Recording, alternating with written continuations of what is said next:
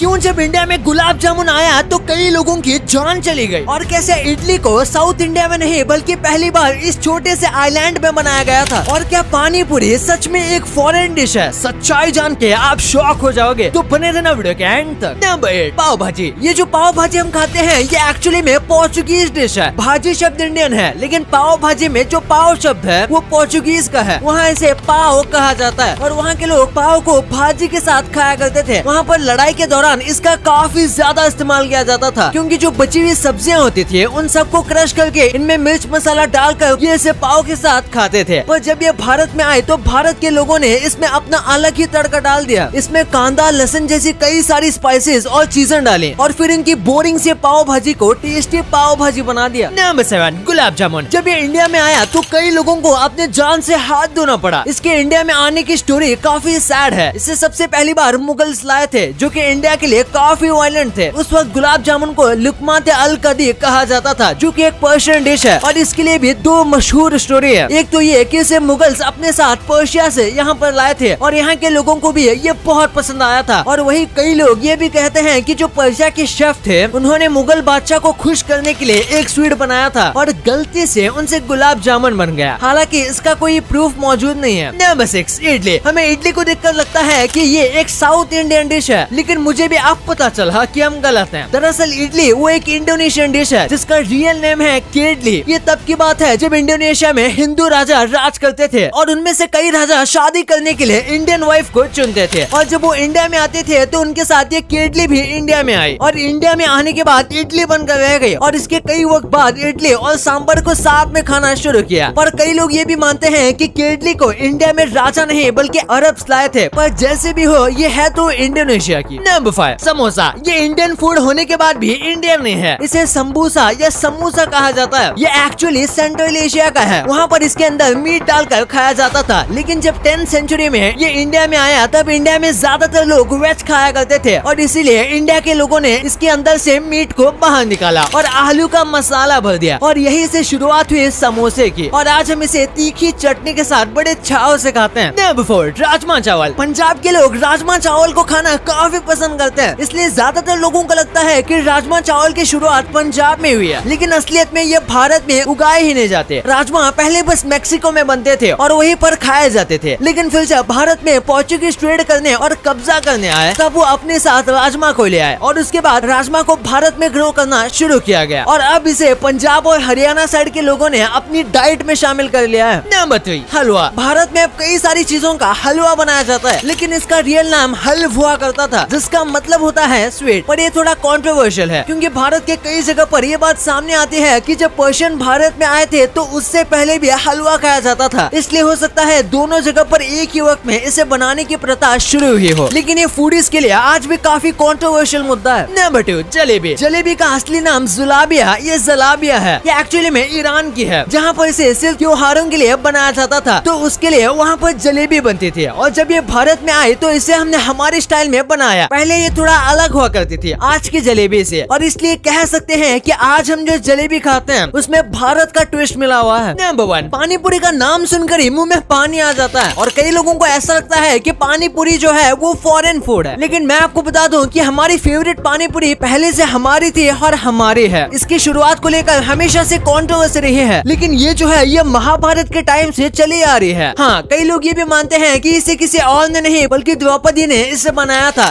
एक स्टोरी के हिसाब से द्रौपदी की स्किल्स को टेस्ट किया गया था, और उस टेस्ट को पार करने के लिए उन्होंने पानी पूरी बनाई थी, और ये माता कुंती को इतनी ज्यादा पसंद आई कि उन्होंने इस डिश को इमॉर्टल होने का वरदान दिया, और देखा जाए तो ये आज तक सबकी फेवरेट है। अगर आपको वीडियो पसंद आए तो इस वीडियो को लाइक कर देना, और ऐसे ही इंटरेस्टिंग वीडियोस आगे भी देखने के लिए हमारे चैनल को सब्सक्राइब करना, और इस वीडियो को अपने दोस्तों के साथ शेयर भी करना। And thanks for watching.